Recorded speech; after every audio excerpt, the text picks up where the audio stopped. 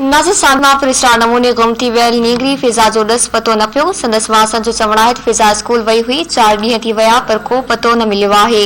Report करे रहियो आहे सांगड़ मां सारंग वसाण।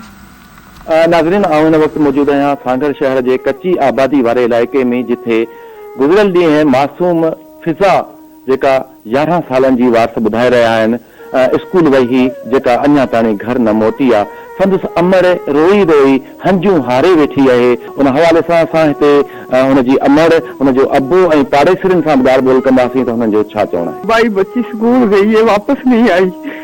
बच्ची 11 से गायब है, 11 बजे से गायब है।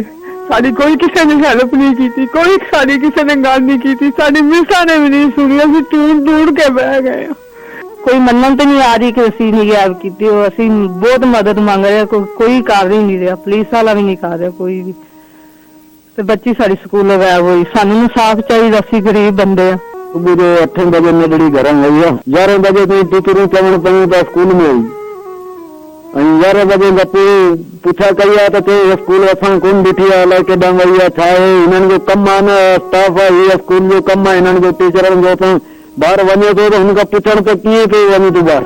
11 बजे गई है, बहन वो 11 बजे गई थी, उसके बाद हमें नहीं मिली, वो क्लास में बता के भी नहीं गई। कैमरामैन हाकम सोलंकी सां गॾु सारंग वसाण, धरती टीवी, सांगड़।